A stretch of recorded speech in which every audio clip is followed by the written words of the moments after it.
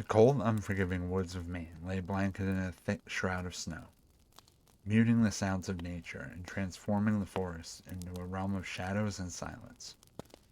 The ground is slick with a glare of ice, and the bare branches overhead twist like the gnarled fingers of long-dead giants. You and your group of seasoned hunters, hardened by years of tracking game through these treacherous woods, have set up a camp for the night. The fire crackles and spits, casting flickering shadows that dance across the dense canopy. Jameson, a local guide and avid outdoorsman, sits near the fire, sharpening his hunting knife with slow, deliberate strokes. The air is filled with the scent of burning pine and the faint metallic tang of your own anticipation. You huddle closer to the fire, seeking warmth against the biting cold that seems to seep into your very bones. Conversation is sparse, the weight of the dark forest pressing down on you all. A sudden rustling in the underbush makes everyone sit up, alert. It's only a rabbit, darting away into the night. Nervous laughter breaks the tension, but the unease remains, lingering like the fog that clings to your clothes and skin. As the night deepens, a storm rolls in, and you retreat to your tents, the thin canvas offering little comfort against the sounds of the wilderness. The wind howls through the trees, whispering secrets and carrying the faint scent of decay. Sleep comes fitfully, each creak of the branches and gust of icy cold snow dragging you back to wakefulness. Eventually, the storm begins to slow and subside, leaving everything calm again. It's in the early hours of the morning, a blood-curdling scream shatters the silence. A sound so primal, so filled with terror that it jolts you upright. It's a sound no man can make, nor any animal you have ever encountered. The chill of fear creeps down your spine, cold and relentless. Jameson is already on his feet, weapon in hand, eyes scanning in the darkness. "Get up," he hisses. "We need to check this out." You grab your rifle, hands trembling, then struggle to get your boots on and follow him into the night. The fire is burned low, its embers glowing like the eyes of some malevolent creature. You move cautiously through the snow, your footsteps crunching in the frigid stillness, the pine scent of woods mingling with the metallic tang of your own fear. As you push deeper into the forest, the fog thickens, clinging to your clothes and skin like the cold embrace of the grave. Suddenly, the trees open into a small clearing, and there, in the center, you see it. A hulking figure, half hidden by the mist. The creature stands at least 8 feet tall, gaunt frame covered in patchy, matted fur that reeks of rot. Its eyes are sunken, glowing with a malevolent light, and its mouth is a gaping maw filled with jagged yellow teeth. Clutched in its clawed hands is the half-devoured carcass of a deer, its entrails spilling onto the forest floor in a slick, steaming pile. Jameson motions for you to stay back, but curiosity and fear drive you closer. As you approach, the creature turns its head with an unnatural, bone-cracking twist. Its gaze locks onto you, and a guttural growl rumbles from deep within its chest, a sound that resonates with a primal, ancient hunger. You raise your rifles, hands trembling, and the Kiwakwa drops its gruesome meal and takes a step forward. The stench of decay and death is overpowering, making your stomach churn. With a roar that echoes through the forest, the beast lunges. Bullets tear through the air, but the creature moves with an otherworldly speed, dodging the shots as though they are nothing more than bothersome insects. It's upon you in an instant. Claws like knives slash through the air, catching one of your group across the chest and sending him crashing to the ground, blood pouring from the deep gashes. Another tries to run, but the Kiwakwa grabs him, lifting him effortlessly into the air and slamming him into a tree. The sickening crunch of bones shattering is the last sound he ever hears. Jameson fires again and again, but the bullets seem to have little effect. The creature's icy breath billows in the cold air as it snarls and snaps, its eyes blazing with rage. Desperation sets in as you realize the true terror of what you face, a relentless, insatiable predator, born of darkness and hunger. The Kiwakwa tears through you with merciless efficiency, leaving a trail of carnage in its wake. Blood stains the ground, and the fog, now tinged with red, swirls around the fallen hunters like a shroud. The last thing you see before darkness claims you is the creature's malevolent grin, a promise of death and eternal torment.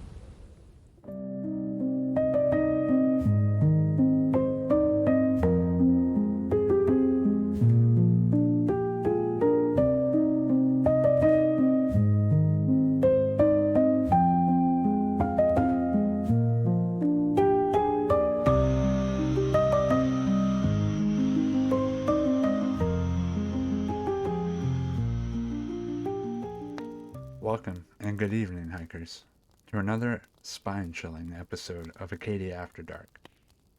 I'm your host, the Reverend Redbeard, and tonight, as winter begins to set in, we delve into the dark, misty woods of Maine and uncover the eerie legends of the Kiwakwa, also known as the Chenoo, or, to some, the Wendigo.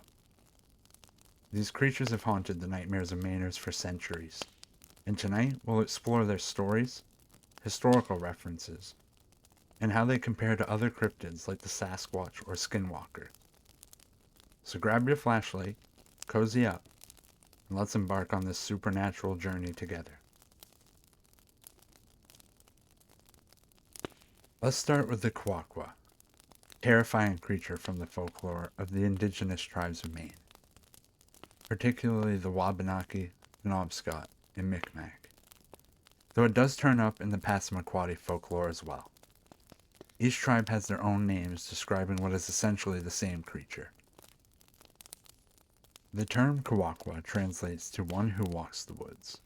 According to the legends, the Kiwakwa was once a human who transformed into a monstrous being due to demonic possession, a curse, or as punishment for cannibalism. Imagine a towering figure, at least 8 feet tall, with gaunt skeletal limbs and a heart made of ice, the eyes glowing with a malevolent light and its teeth a gaping maw filled with jagged teeth. Kiwakwa is known for its insatiable appetite for human flesh. It's said that it can camouflage itself by rubbing its body with pine resin and covering itself with leaves and branches, blending seamlessly into the forest. Hunters and travelers who venture too deep into the woods risk encountering this fearsome creature, and few live to tell the tale. One person who did see one and lived described it as looking like a living, walking birch moving through the forest. Another unusual trait of the Kiwakwa is its scream, which is said to cause instant death. One particularly chilling story tells of a group of hunters who set up camp in the dense forest of Maine. As they huddled around the fire, sharing tales of past hunts, they heard a blood-curdling scream. It was a sound unlike anything they had ever heard, primal and filled with terror. They ventured into the darkness to investigate, only to come face to face with the Kiwakwa. The creature eviscerated and consumed the members of the group, leaving a trail of carnage in its wake. Only one hunter escaped to tell the tale, his mind forever haunted and broken by the terrifying grin of the Kiwakwa. These stories were more than just campfire tales. They served as cautionary warnings, teaching the tribes about the dangers of the wilderness and the consequences of greed and selfishness. The Kiwakwa embodied their deepest fears, a reminder of the harsh and unforgiving nature of their environment. Now let's turn our attention to the Wendigo, a creature that shares many similarities to the Kiwakwa. The Wendigo is a legend of the Algonquin-speaking tribes, including the Cree, Ojibwe, and the Innu. Like the Kiwakwa, the Wendigo is a cannibalistic ice giant, often associated with winter and starvation. It is believed to be a human who has been transformed into a monster due to extreme hunger or a curse. Descriptions of the Wendigo vary, but is generally depicted as a gaunt, emaciated figure with desiccated skin stretched tightly over its bones. Its eyes are sunken and its mouth is filled with sharp, decaying teeth. The Wendigo's insatiable hunger drives it to consume human flesh, and it's said that each time it eats, it grows larger, perpetually starving and never satisfied. One particularly haunting legend tells of a hunter named Swift Runner, who during a harsh winter was possessed by the spirit of the Wendigo. Consumed by an insatiable hunger, he turned on his own family, killing and devouring them. When spring arrived, authorities discovered the gruesome scene and arrested Swift Runner. He confessed to this heinous act, claiming he was driven mad by the Wendigo's spirit. Swift Runner was executed for his crimes, but his story remains as a chilling reminder of the Wendigo's powerful curse. The Wendigo legend served as a warning against the dangers of greed and the importance of community. During harsh winters when food was scarce, the tribes relied on each other for survival. The Wendigo represented the consequences of giving in to selfishness and the primal fear of starvation. While the Kiwakwa and the Wendigo are terrifying in their own right, they are in some ways very similar to some other prominent cryptids of North America. First, let's talk about and compare the Kiwakwa and the Wendigo. Both creatures are deeply rooted in the folklore of indigenous tribes in North America and share several key characteristics. Both the Kiwakwa and the Wendigo are known for their insatiable hunger for human flesh. This cannibalistic trait serves as a cautionary element in their stories, warning against the dangers of greed and selfishness. In many legends, these creatures were once human, but were transformed into monstrous beings due to curses, demonic possession, or the desperate act of cannibalism during harsh winters. Both cryptids are often linked to cold, harsh environments. The Kiwakwa is said to have a heart of ice, while the Wendigo is associated with the freezing winters of northern forests. This connection to cold emphasizes their otherworldly and terrifying natures. Some may see comparison between these creatures and other cryptids made famous from North American folklore, such as the Skinwalker or even the Sasquatch. The similar traits and descriptions could show that these legends are interconnected by a common thread in human imagination and cultural storytelling. For instance, the Wendigo and the Sasquatch both share a humanoid form and are often depicted as towering, fearsome beings that dwell in the remote wilderness. These similarities could indicate a universal archetype of the forest giant, a figure that represents the mysterious and untamed aspects of nature that humans both fear and revere. The Skinwalker from Navajo legend is a shaman or witch who can transform into animals or other people through the use of dark magic. While it differs in its shape-shifting ability, the underlying theme of transformation and the presence of supernatural powers echo the narratives of the Wendigo and the Chenoo. These common elements suggest a shared cultural fascination with the boundaries between humanity and the supernatural, and the consequences of crossing those boundaries. Additionally, many of these cryptids serve as cautionary tales that reflect its societal views and fears. The Wendigo, for instance, embodies the dangers of greed and cannibalism, while the Skinwalker warns against the misuse of power and the breaking of social taboos. The Sasquatch, often seen as a reclusive and elusive creature, symbolizes the unknown and unexplored, reminding us of the mysteries that still exist in the natural world. By examining these similarities, we can gain a deeper understanding of how different cultures use folklore and myth to explain the world around them, instill moral lessons, and cope with their fears. These cryptids, while unique to their respective cultures, share a collective resonance that speaks to the universal human experience and anxieties. It is interesting that despite vast distances and cultural differences, people have described similar creatures in their folklore and myths. This phenomena suggests that there may be universal themes and archetypes within the human imagination and storytelling that transcend geographic and cultural boundaries. For example, many cultures around the world have legends of giant, humanoid beings that dwell in remote or untamed landscapes. In North America, we have the Wendigo and the Sasquatch, while in European folklore, there are stories of giants like the Norse Jotnar or the British giants of Cornwall. Even in Asian cultures, creatures like the Yeti and the Himalayas bear a striking resemblance to the Sasquatch. These similarities might indicate shared human experiences and psychological responses to the environment. The vast, unexplored wilderness can evoke feelings of awe, fear, and respect, leading to the creation of larger-than-life beings that symbolize nature's power and mystery. Moreover, the exchange of stories and cultural interactions through trade, migration, and conquest can also contribute to the spread and adaptation of similar legends. As people from different cultures interact, they share their myths and folklore, which can merge and evolve into new hybrid legends. Ultimately, the presence of similar creatures and diverse cultural traditions highlights the universality of certain themes in human mythology and the power of storytelling to connect us across time and space.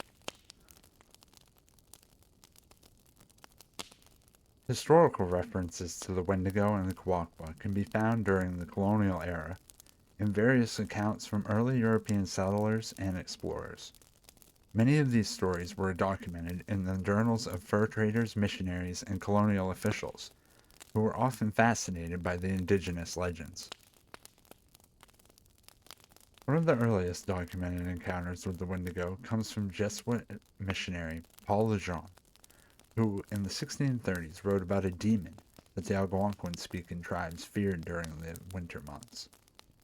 Similarly, the explorer David Thompson recorded stories of a cannibalistic creature in the early 1800s, which he referred to as the Wendigo. These historical references provide valuable insight into the cultural significance of these legends and how they were perceived by both indigenous and European communities. Some scholars believe that the Wendigo and Kiwakwa legends were influenced by the harsh winter conditions and the very real threat of starvation, while others suggest that these stories served as moral lessons about the dangers of greed and selfishness. When taken in that context, it paints a dark and terrifying picture of what life was like in the North American wilderness. The harsh environment and climate made the threat of starvation a very real possibility for many people during the harsh winter months. Cannibalism is taboo in most places and is often considered to be an irredeemable act by many cultures. Despite that, humans have given in to this carnal act in times of desperation. One of the most well-known instances of cannibalism in early colonial America occurred during the harsh winter of 1609 to 1610 in Jamestown, Virginia. Known as the Starving Time, the settlers faced extreme food shortages and resorted to eating dogs, cats, rats, and even human corpses to survive. Another example is the ill-fated Donner Party in 1846. Trapped by heavy snowfall in the Sierra Nevada mountains, the group of pioneers faced starvation and ultimately resorted to cannibalism to stay alive. There are even accounts of cannibalism among the Anasazi people in the 12th century, possibly due to severe drought conditions. Archaeological evidence such as human bones with cut marks and proteins from human flesh found in recovered feces support these claims. In some of these cases, perhaps it was easier for people to rationalize these horrific acts by attributing them to some monster or otherworldly force rather than their fellow man. The human psyche can struggle to accept the brutal reality that ordinary people, when pushed to the brink by extreme conditions, can commit acts of cannibalism. By shifting the blame to mythical creatures or supernatural entities, it becomes a way to cope with the horror and guilt associated with such actions. For instance, the legend of the Wendigo among the Algonquin-speaking tribes speaks to this concept directly. The Wendigo is described as a malevolent spirit or creature that embodies greed and hunger with an insatiable appetite, driving people to commit cannibalism. This legend could serve as a psychological mechanism to explain and distance themselves from the unbearable thought that members of their community could resort to such extreme behavior. Similarly, the transformation of a desperate and starving person into a Chenoo or Kiwakwa in Wabanaki folklore might provide a way to externalize the dread and fear of cannibalism, converting a deeply unsettling human act into a battle against a monstrous force. By creating these legends, communities could preserve their moral and social structures, maintaining a sense of order and humanity in the face of unimaginable circumstances. In colonial times, attributing acts of cannibalism to supernatural forces allowed settlers to maintain their own sense of righteousness and civilization. It was easier to believe that such horrors were the work of a devil or malevolent spirits than to confront the stark reality of human desperation and its consequences. That just about does it for this episode of Acadia After Dark. The Kiwakwa might be the most terrifying cryptid said to inhabit these Maine woods that I've discovered so far. But remember, every legend carries a piece of history, a reflection of the fears and imaginations of those who came before us. If you enjoyed today's journey into the unknown, be sure to like, subscribe, and hit the bell icon to stay updated on our latest explorations into the eerie and unexplained of Maine. Also, don't forget to share your own encounters or favorite legends in the comments below. Who knows? They might just make it into a future episode. Until next time, this has been the Reverend Redbeard. Keep your eyes open and your lanterns lit. You never know what might be lurking just beyond the shadows. So stay curious, stay safe, and as always, stay spooky.